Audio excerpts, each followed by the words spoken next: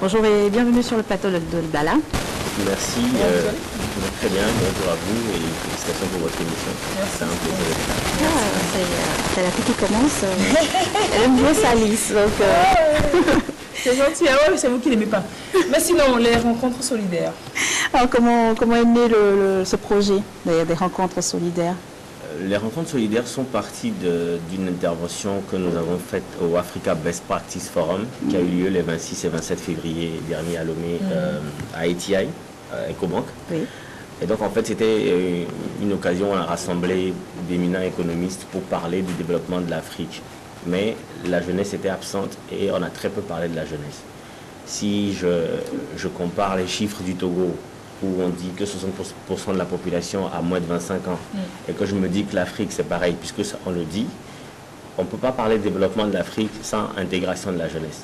Et donc, nous nous sommes dit, à cette occasion-là, qu'il fallait commencer déjà chez nous à impliquer la jeunesse togolaise dans le processus du développement du Togo, d'où les rencontres solidaires. Et quels sont les objectifs visés? Alors, les rencontres solidaires, c'est déjà pour mettre en place une agora, un carrefour où vont se retrouver le secteur public à travers les mécanismes que l'État met en place ou que l'État a déjà mis en place pour aider la jeunesse à se prendre en charge, le secteur privé, les employeurs, les formateurs, les recruteurs et les jeunes qui se posent tellement de questions et qui n'ont tellement pas de réponses, qui sont impatients et qui se plaignent tout le temps. Donc ces rencontres solidaires vont permettre à ces trois entités-là de pouvoir discuter, échanger, partager les différentes idées et s'informer et se sensibiliser ensemble pour pousser le Togo vers son développement qui est en marche. Alors vous pensez qu'aujourd'hui les jeunes ne sont pas assez impliqués dans la chose? Ils ne sont pas assez impliqués. Il y a des plaintes, mais il n'y a pas encore de véritable mécanisme qui fait que le jeune Togolais se dit on peut réussir au Togo, on peut faire des choses, alors que les mécanismes existent. Oui, déjà. Voilà, les mécanismes pour les aider, pour les orienter existent, mais il y a donc ce rejet-là qui est peut-être le fruit de plein de Quand choses. vous parlez de plaintes, ces plaintes, elles viennent d'où? Bon, elles viennent d'un manque d'information. Elles viennent surtout d'un manque de sensibilisation. Et c'est pour pallier à cela que nous renforçons l'information sur les mécanismes existants et que nous sensibilisons les jeunes à se mettre en marche eux-mêmes pour défendre leur avenir. Je donne un exemple. J'ai un jeune ami, il a 29 ans. Je lui ai demandé comment est-ce que tu t'imagines dans 10 ans. Il me dit quelque part en France en train de laver les assiettes. Ah ben ça c'est son rêve. Hein. Oui, mais en même temps, dans 10 ans, il aura 40 ans. Si à 29 ans, il se dit que dans 10 ans, son avenir est en France en train de laver les assiettes, c'est qu'il y a un problème d'information et un problème de sensibilisation. Un gros problème personnel. Un gros problème personnel, pas tout le temps, parce qu'il y a cette ambiance qui est partagée un peu, où on dit l'État ne fait rien, l'État ne fait pas bien, et ainsi de suite, etc. Alors que l'État fait des choses. Mais c'est juste qu'on n'est pas au courant. On n'est pas suffisamment au courant.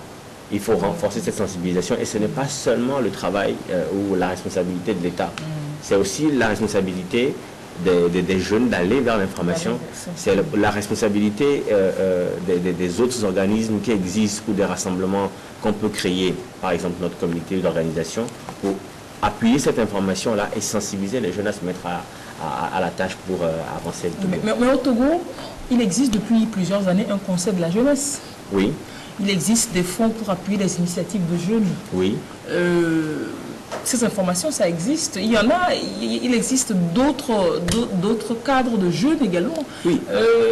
On n'a du tout pas l'ambition, en tout cas on ne dit pas que nous sommes le premier cadre d'échange et de partage sur les questions de la jeunesse. Nous venons en appui à ce qui se fait déjà. Et nous avons des méthodes qui nous permettent de dire aussi que notre contribution à cette sensibilisation, à cette information-là, peut être intéressant. Qu'est-ce qui fait votre différence à vous? Est-ce qu'on peut parler de différence? Parlons plutôt de contribution. Notre contribution, c'est de mettre en place ce cadre, de faire parler ces gens et de continuer à organiser différentes rencontres solidaires à différents niveaux, dans les quartiers, dans les écoles. Notre contribution, c'est de rassembler toute la somme d'informations qui existent et d'appuyer la sensibilisation et d'apporter cette mettre à disposition des mettre jeunes. à la disposition des jeunes et leur expliquer que voilà ce qui se fait, voilà les appuis que nous pouvons vous apporter. Pour vous dire, nous avons réussi à convaincre la jeune chambre internationale du Togo à se mettre en partenariat avec nous. Qu'est-ce que la Jeune Chambre nous offre? La Jeune Chambre nous offre son pool de formateurs. Et nous, alors qu'avant, les formateurs ne formaient que dans les organismes locaux membres de la Jeune Chambre. Aujourd'hui, avec notre partenariat que nous allons mettre en place ce jeudi 26 mars au Grand Rex, à la fin de cette journée de rencontre solidaire, nous allons pouvoir déployer ce pool de formateurs-là, tous azimuts sur le territoire, pour apporter des formations sur comment écrire son curriculum vitae, comment écrire une lettre de motivation, comment organiser sa trésorerie, qu'est-ce que l'entrepreneuriat, qu'est-ce que ceci, et ainsi de suite. Nous allons apporter quelque chose.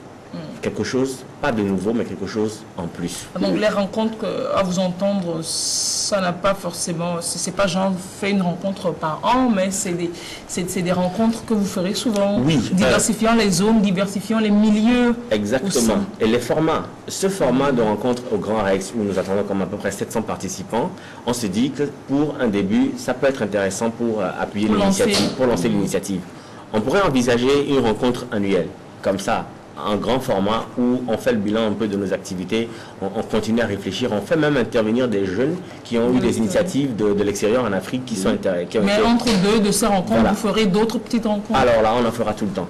On en fera tout le temps, à chaque occasion. Et nous avons un site internet, les gens peuvent s'inscrire, les gens peuvent nous envoyer des idées, les gens peuvent nous dire dans notre quartier, on voudrait que vous veniez parler de ceci.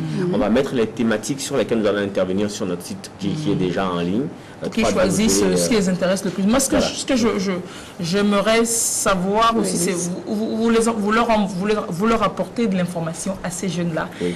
En même temps, vous recueillerez leur opinion, leurs difficultés. Est-ce que vous en ferez un document à chaque fois, une base de données pour aussi vous servir à faire des lobbies, des plaidoyers, si vous avez l'occasion d'en faire? Oui, on ne peut pas refuser de faire des plaidoyers s'il y a besoin de faire des plaidoyers. Mais l'avantage des rencontres solidaires, c'est que ceux vers qui les plaidoyers seront envoyés seront présents. C'est-à-dire le secteur public sera là à travers les mécanismes de l'État. S'il y a des plaidoyers, des questions ou des propositions qui viennent de la jeunesse, ils pourront noter et l'implémenter dans leur programme. Aussi bien le secteur privé. Mais en dehors de ça, quand nous organiserons d'autres rencontres dans d'autres milieux, dans divers formats, et que nous recueillerons des idées intéressantes, s'il faut en faire un document plaidoyer et l'envoyer à qui de droit, nous n'hésiterons pas un seul instant. Alors nous revenons aux rencontres solidaires qui se tiendront ce jeudi 26 mars au Grand Rex. Quel est déjà le programme de cette journée? Alors nous avons choisi un format très simple. Dès que les gens arrivent, on va essayer de faire des petits discours d'introduction pour placer le contexte, mais nous allons directement aller au panel. Le premier panel, c'est le thème général, la participation de la jeunesse au processus de développement du Togo. À ce panel-là, on discutera effectivement de quelles sont les idées, quelles sont les orientations, les pistes pour impliquer cette jeunesse dans ce processus-là. Ensuite, on a un panel qui s'appellera éducation, formation, emploi. L'inadéquation de la formation et de l'emploi. Les gens sont formés, il n'y a pas de débouchés. Est-ce qu'on peut orienter les formations? Est-ce qu'on peut créer des débouchés? On en discutera. Ensuite, on parle beaucoup d'entrepreneuriat. La question essentielle de l'entrepreneuriat, ce n'est pas seulement l'idée, mais c'est le financement et les ressources. Et quand je dis ressources, c'est aussi la ressource à l'organisation du projet et de l'idée. Donc on va discuter de ça. Quels sont les mécanismes qui sont disponibles? Qu'est-ce que les jeunes doivent faire pour créer une entreprise, mais une entreprise viable, une entreprise qui tienne et qui embauche, certainement. Et puis à la fin, on aura un panel de conclusion où on décidera de la marche à suivre. Mais ce que je veux savoir aussi, c'est est-ce que c'est un format d'événement qui se fait ailleurs, que vous repliquez chez nous, bien c'est une initiative inédite? Bon, ça se fait ailleurs? Disons que c'est un format de rencontre comme on en a aujourd'hui. Vous avez le Africa CEO Forum qui fait un peu pareil avec des panels de discussion et les gens interviennent. Il y a des panels privés. C'est des formats qui sont connus aujourd'hui. Mais nous allons apporter des petites touches qui seront particulières à la question togolaise. Donc adapter ces conditions au Togo. Alors pour cette journée de réflexion, c'est vrai qu'elle est destinée aux jeunes, mais pour y accéder, quels sont alors, on peut s'inscrire sur le site www.rencontre-solidaire, rencontre et solidaire au pluriel. Si on nous suit à Dapaon et par exemple il n'y a pas de connexion, on n'a pas internet là-bas, on fait comment? Alors, si quelqu'un qui est à Dapaon peut venir à Lomé, les invitations seront disponibles au Grand Rex à partir de demain. Et nous avons des équipes pour distribuer des invitations dans tout le monde. On a déjà montré le spécimen, le carton d'invitation qui est à retirer. Voilà. Ce sera distribué partout à Lomé à partir de demain. Mais commencez pas à en distribuer aux jeunes de Lubala. C'est déjà fait. Ben, s'il y a des jeunes dans Lubala, ça. Nous avons encaissé de toute façon, voilà. Il n'y a que des jeunes dans le balade d'ailleurs. Super, merci. Je peux ajouter une phrase avant de partir, c'est que je tiens à remercier à tous ceux qui aident ce projet. Nous sommes partis pour ce projet avec 0 budget. Mais à chaque fois que nous en parlons à des gens qui sont imprimeurs, qui sont ceci et cela, ils nous aident, ils nous disent on a envie de vous accompagner. Je vous offre le flyer, je vous offre le carton d'invitation. Exactement, c'est comme ça que ça se fait jusque-là. Et donc je pense qu'on a des partenaires qui nous promettent des choses. Si on a des subventions, on le dira. Mais pour l'instant, c'est cet esprit de solidarité dans lequel nous sommes. Et nous pensons que la solidarité peut être un levier sur lequel le Togo peut enclencher son développement. Ça, c'est pas faux. La grande fête que le Bala a faite pour son anniversaire en mai dernier, le 5e anniversaire. Le 5e anniversaire de Balade. Où je n'ai pas été invité, mais bon. Vous avez été aussi, vous étiez invité. Belle fête, tout le monde était invité. Non, ça, super, j'ai gagné méga belle fête qui a eu lieu au Grand Rex, qu'on l'a faite avec un budget 0. Voilà. Chacun en a apporté un peu. Pourquoi vous dire que c'est pas forcément seulement l'argent, il suffit d'avoir l'initiative et d'avoir des gens qui comprennent et qui vous accompagnent, et puis tout se met en place. Et nous allons travailler à ce que la solidarité soit le maître mot des politiques publiques et le maître mot de la relation dans le pays. Super. J'ai vraiment apprécié le titre Rencontre solidaire. Voilà. C'est super bien. Merci bien. On se retrouve le 26 mars. Donc, le 26 mars. C'est quel jour? À partir le jeudi. C'est jeudi. Jeudi à partir de 9h au Grand Rex. Tous les jeunes du Togo. Et je tiens quand même à préciser qu'il a mis un accent particulier sur la ponctualité. Donc 9h déjà. 9h déjà. La tenue correcte. Elle a tenu avec le partenaire la jeune chambre. Merci. Merci, c'est moi qui vous remercie. Et j'espère revenir souvent pour parler d'autres rencontres solidaires et d'autres initiatives que nous avons. On est là. Vous avez commencé avec de belles paroles pour Lys, donc je pense que ça peut se faire. C'est déjà prometteur.